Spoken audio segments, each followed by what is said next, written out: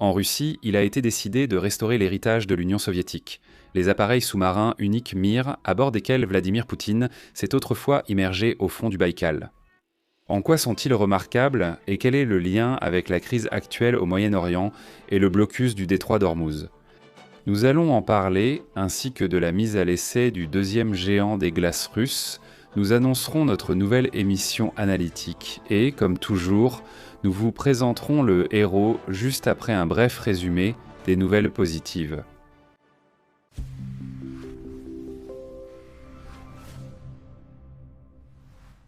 La production en série du drone bombardier polyvalent Moineau 15 a débuté à Novosibirsk. Le cluster d'innovation de Moscou a lancé le premier centre d'essai en Russie pour le cycle complet de test de la robotique et des systèmes sans pilote. À Moscou, un centre d'assemblage et d'essai de microcircuits a été ouvert. À Ijevsk, la production de modules électroniques pour équipements de télécommunications a été lancée. À Saint-Pétersbourg, l'usine de réfrigérateurs qui appartenait auparavant à Bosch a été relancée. À Omsk, une production de substitution à l'importation d'isophorone a été lancée. Dans la région de Samara, la production de mastic et de colle pour l'industrie automobile a été mise en place. Dans la région d'Ivanovo, il y a une production de traitement des métaux. En Oudmourti, une production de matériaux de construction. Dans la région de Rostov, une usine d'extraction d'huile.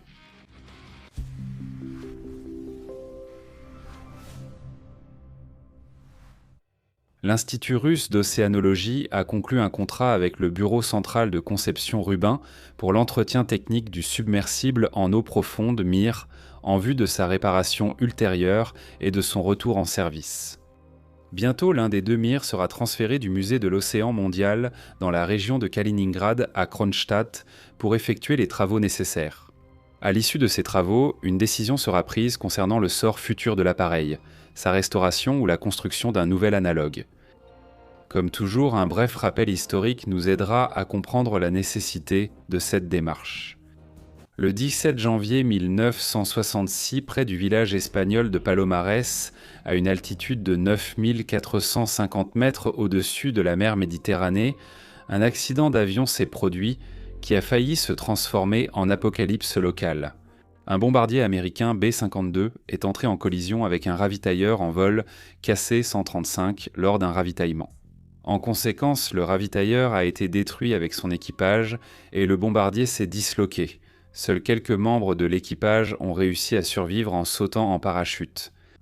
Mais à bord du B-52 se trouvaient 4 bombes thermonucléaires, chacune d'une puissance de 1,1 mégatonnes en équivalent TNT, soit des dizaines de fois plus puissantes que les bombes larguées par les Américains sur les villes japonaises.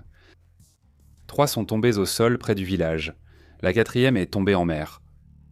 L'explosif de 2 bombes qui se sont écrasées sur la terre ferme a détonné et a dispersé de la matière nucléaire dans la région, mais il n'y a pas eu de réaction en chaîne et, heureusement, il n'y a donc pas eu d'explosion nucléaire.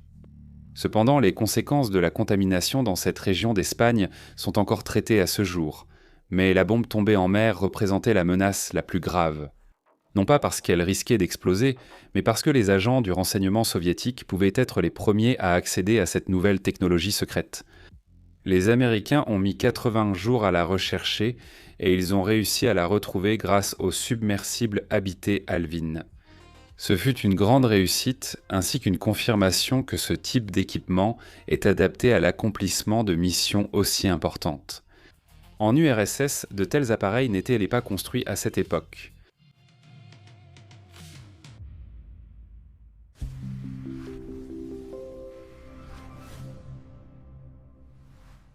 L'URSS, malgré toute sa puissance technique, avait ses points faibles. En particulier, presque toute la flotte scientifique était construite dans des chantiers navals étrangers. Et les appareils de la série Picé, capables de plonger à 2000 mètres, étaient achetés au Canada. Pour combler ce retard, il fallait créer une technologie capable d'aller beaucoup plus en profondeur. Mais il n'y avait pas de temps pour un développement en interne. C'est pourquoi la commande pour la création des Mir 1 et Mir 2 a été passée à une entreprise amie à l'époque. À ce moment-là, des sanctions américaines étaient en vigueur, interdisant le transfert de technologies avancées à l'URSS, y compris la technologie de moulage de sphères en titane. Mais les Finlandais ont trouvé une solution et ont développé, à la place du titane, un alliage spécial qui s'est avéré bien meilleur. Ainsi, les Mir ont acquis des capacités uniques et pouvaient plonger jusqu'à 6000 mètres de profondeur sans risque pour l'équipage. Mais leur principale différence, c'est le fait qu'ils fonctionnent en paire, grâce à un système de contrôle spécial. Elle a permis de réaliser des opérations extrêmement complexes où un appareil assure la sécurité de l'autre, d'inspecter ensemble de grands objets sous différents angles et d'effectuer des manœuvres synchronisées. Jusqu'à présent, il n'existe aucune autre paire d'appareils dans le monde capable de faire ce que faisaient les Mir. Malgré la pression politique extrêmement forte des États-Unis et le sabotage secret de la CIA, ils ont été achevés en 1987 et remis à l'URSS. Depuis lors, grâce à ce duo sous-marin, de nombreuses expéditions précieuses ont été menées dans différentes parties du monde, dans l'océan Atlantique, le Pacifique et l'océan Indien, notamment pour éliminer les conséquences des accidents des sous-marins nucléaires comme Somolet et Kursk. En 2007, les appareils Mir sont entrés dans le livre Guinness des records, en effectuant la première plongée de l'histoire au point du pôle Nord géographique à une profondeur de 4300 mètres où ils ont planté le drapeau russe. Les Mir ont participé au tournage du film Titanic du réalisateur James Cameron et ont plongé jusqu'à l'épave du paquebot. Le 1er août 2009, grâce à eux, Vladimir Poutine a effectué une plongée au fond du Baïkal et le Centre américain de surveillance des technologies de pointe a qualifié les Mir de meilleurs submersibles, habités en eau profonde de la planète. Malheureusement, en 2015, ce miracle de la technologie a été mis hors service et confié à un musée pour y être conservé. Le pays est entré dans une nouvelle ère et a réduit le nombre d'expéditions scientifiques importantes mais coûteuses. Heureusement, il semble que les appareils puissent être restaurés et cette question commence maintenant à être prise au sérieux. Alors dans quel but et pourquoi maintenant ?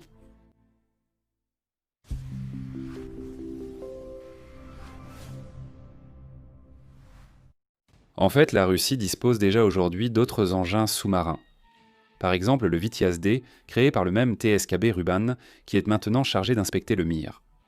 En 2022, le Vityaz-D est devenu le premier engin de son genre dans l'histoire à plonger au fond de la fosse des Mariannes à une profondeur de 11 000 mètres. Mais il s'agit d'un drone, et pourtant, de nombreuses tâches ne peuvent encore être accomplies qu'avec un homme à bord. Cependant, nous avons aussi le consul multifonctionnel du projet 16811 ou sa version modernisée Rousse, capable de plonger avec des personnes à bord à 6000 mètres et plus.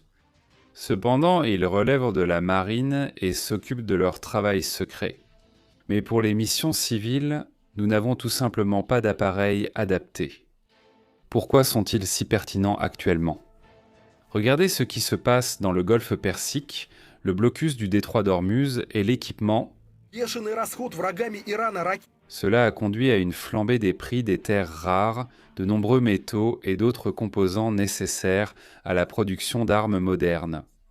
Et même si le conflit se termine bientôt, il faudra utiliser le golfe Persique pour reconstituer les stocks épuisés en tenant compte des nouvelles réalités, donc une forte demande est garantie pour longtemps.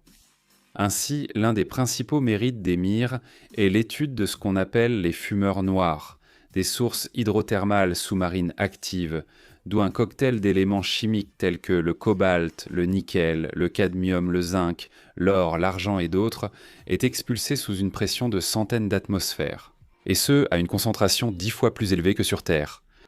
Bien que l'humanité ne sache pas encore les extraire dans l'océan, cela deviendra possible à l'avenir, mais il est d'abord nécessaire de poursuivre les recherches. De plus, les Mir nous permettront de poursuivre l'exploration du fond arctique et de justifier nos revendications sur les plus riches réserves, non seulement de métaux, mais aussi de pétrole et de gaz. Les problèmes réguliers de navigation dans les mers du Sud, même en cas de levée du blocus actuel, rendent notre route maritime du Nord d'autant plus pertinente. Et cela nécessite une étude plus approfondie du relief sous-marin pour tracer des itinéraires sûrs, l'entretien du réseau de câbles et de pipelines sous-marins, ainsi que d'autres travaux qui ne sont possibles qu'avec une paire de Mir uniques. C'est pourquoi leur restauration sera un événement très bénéfique. Bien sûr, on pourrait construire de nouveaux appareils, mais c'est un processus long et plus coûteux. Et est-ce vraiment nécessaire ? Souvenons-nous du submersible américain Alvin, qui a retrouvé une bombe thermonucléaire au fond de l'océan. Il a été construit en 1964 et, vous serez surpris, il est toujours en service. Bien sûr, après plusieurs modernisations et réparations, mais la marge de sécurité de la structure principale de ces appareils était telle qu'ils pourraient donc fonctionner pendant un siècle. Donc nos mires sont encore en pleine force de l'âge du point de vue technique. Nous vous tiendrons informés des événements. Et voici encore une excellente nouvelle.